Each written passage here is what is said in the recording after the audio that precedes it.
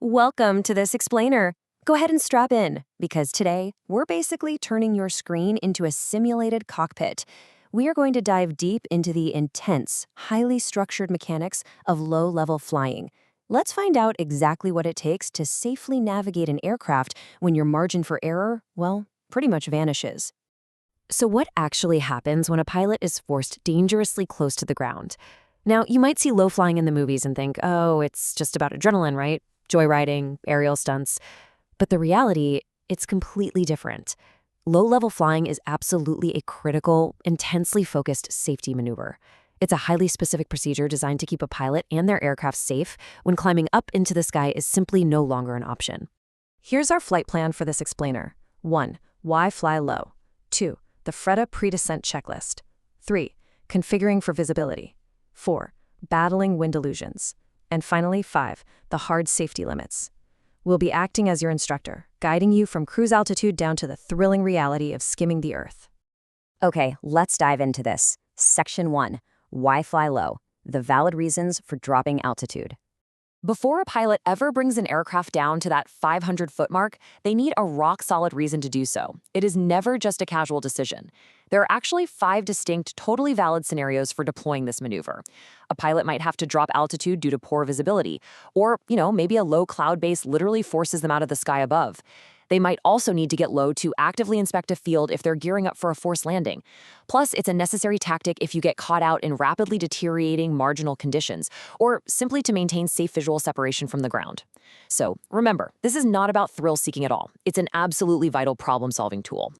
Moving right along to Section 2, the FREDA pre-descent checklist. These are your essential checks at 1,000 feet. Picture this. We're currently flying at 1,000 feet above ground level. We've got cruise power set, and we are aggressively scanning for hazards like masts or transmission wires.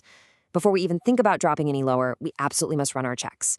We manage that intense pressure using a brilliant mnemonic, FREDA. F is for fuel, making sure we have enough, the selector is on both, and the mixture is rich. R is for radio, verifying the frequency is perfectly set. E is for engine, checking that our temperatures and pressures, those T and Ps, are safely in the green to prevent a stall. D stands for GDI, ensuring our directional gyro is properly aligned with the magnetic compass so we don't drift. And finally, A is for altitude, checking that the altimeter subscale setting is totally dialed in.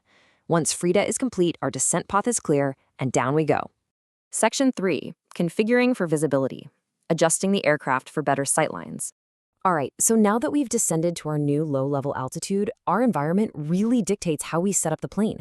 If we're over wide-open spaces, keeping the wings perfectly clean is great.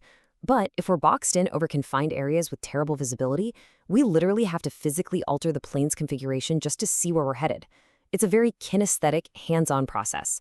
First step, you lower the flops to 10 degrees, purposefully push the nose down, and trim the aircraft. This physically tilts the plane, which instantly opens up your forward sightline. Still can't see clearly? You take it a step further. Lower the flops to 20, drop the nose even more, and trim again. Suddenly, that horizon really opens up for you.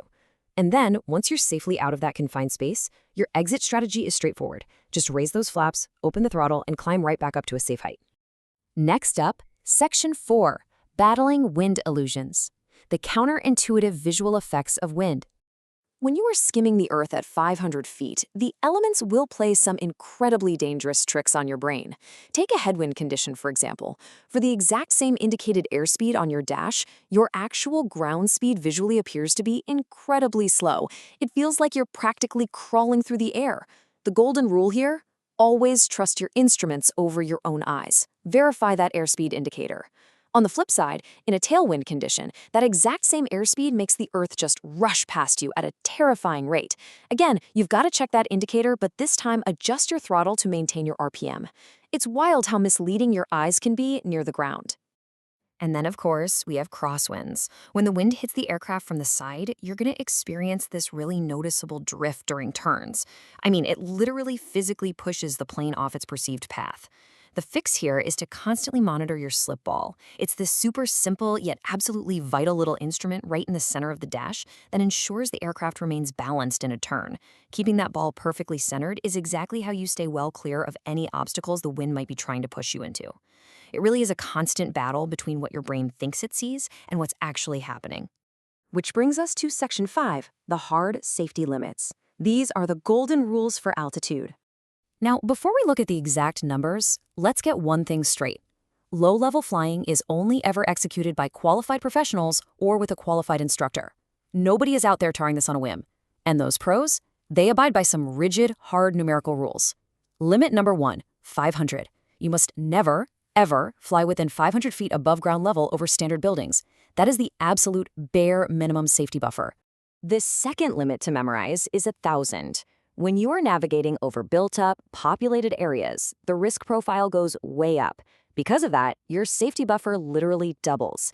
You've got to maintain at least 1,000 feet above ground level to protect whatever or whoever is directly below you. And the final, most substantial restriction is 1,500. Whenever you are flying over mountains, the terrain is completely unpredictable and incredibly unforgiving. Because of that, a massive 1,500-foot clearance is strictly required. Guys, these are not just suggestions. They are literally the architectural framework of aviation safety. So think about it. What level of situational awareness is truly required to safely skim the Earth? Just look at everything we've unpacked in this explainer, from running that disciplined FRDA checklist and physically configuring your flaps, to fighting off the totally counterintuitive illusions created by the wind and locking into those strict altitude limits. It demands an unyielding, intense focus on the mechanics of flight. It's honestly a remarkable testament to human skill. Next time you look up and spot a plane flying low, you'll know exactly what kind of intense calculations are happening right there in that cockpit. Keep learning, keep questioning, and until next time, keep looking up.